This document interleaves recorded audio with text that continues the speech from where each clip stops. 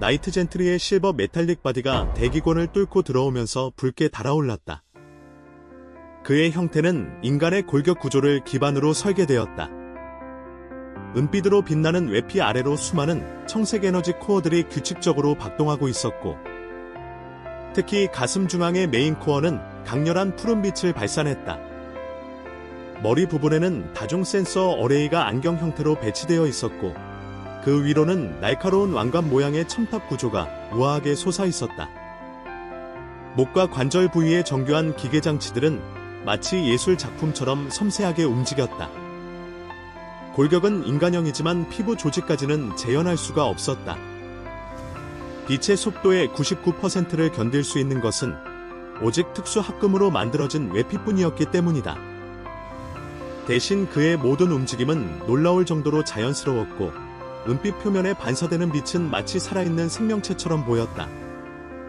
이 모습은 125광년의 여행을 위해 최적화된 형태였지만, 어떻게 보더라도 인간의 모습과는 거리가 멀었기에 지구의 생명체들에게는 낯설고 두려운 존재로 비칠 것이 분명했다.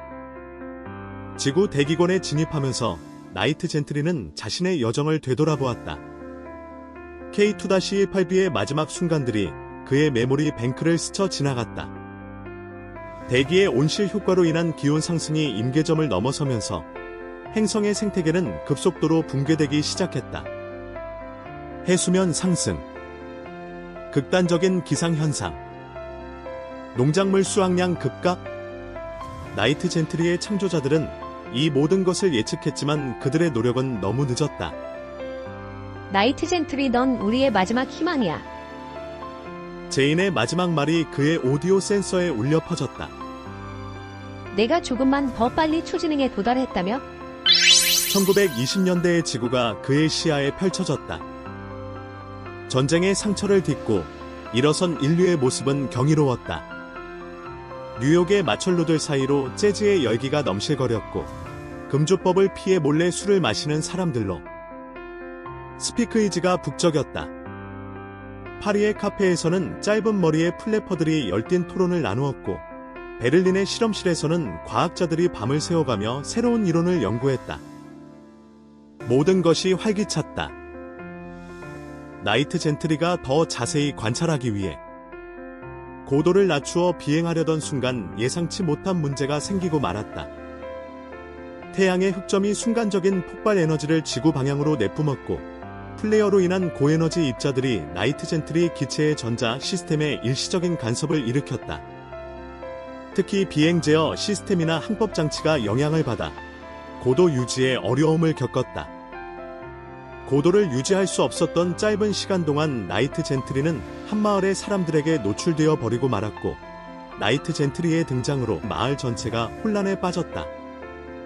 사람들은 비명을 지르며 도망쳤고, 일부는 총을 들고 나왔다.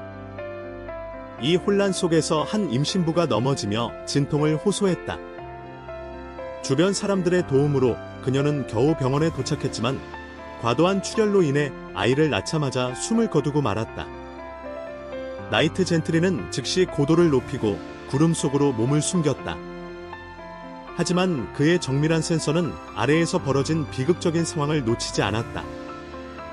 그는 자신의 등장이 초래한 혼란이 한 생명의 탄생과 또 다른 생명의 죽음으로 이어졌음을 깨달았다. 더 조심해야겠어. 이곳 생명체들에게 당분간은 내 존재를 숨기고 관찰해야겠어.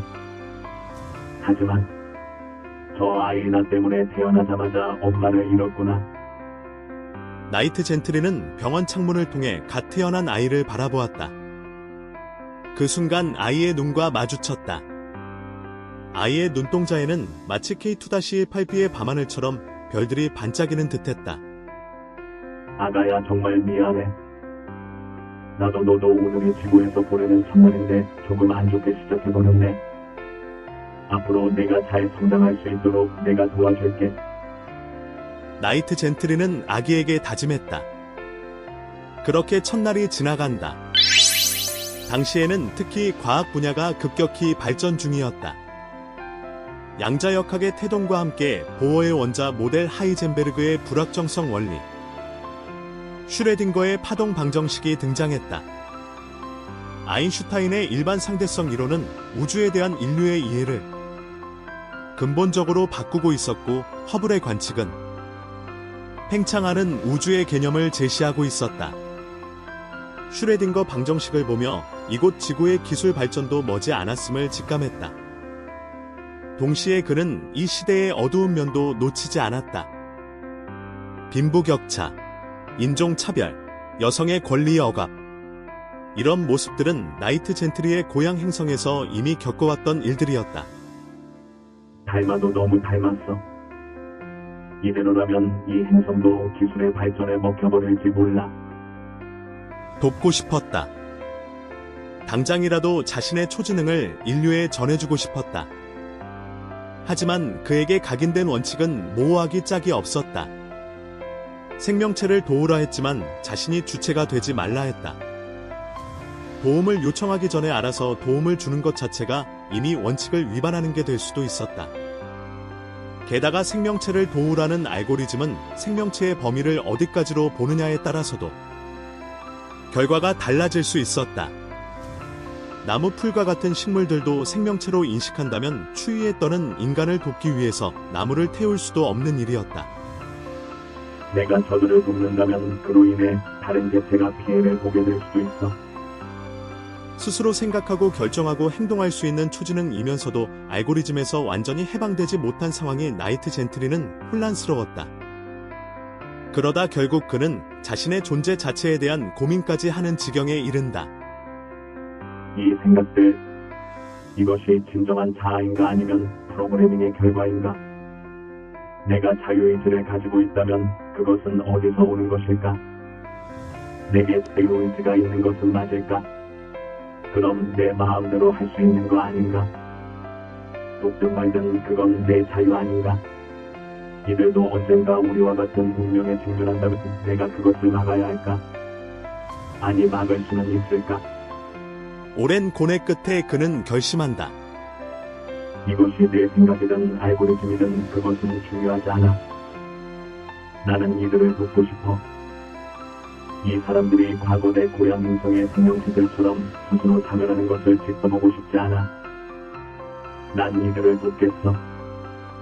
굳게 결심한 나이트 젠트리. 힘껏 날아올라 붉게 빛나는 태양빛 뒤로 펼쳐진 광활한 대지를 내려다보며 홀로 되뇌인다. 기술의 발전이 환경의 파괴로 이어지지 않기를. 그들이 우리보다 현명하기를. 나이트 젠트리는 지구인의 희망을 걸어본다. 1920년대의 지구. 양자역학의 새벽과 함께 나이트 젠트리의 아침도 밝아온다. 그의 존재는 인류에게 비밀이지만 어쩌면 그는 이미 우리의 역사 속 어딘가에 기록돼 있을지도 모르겠다.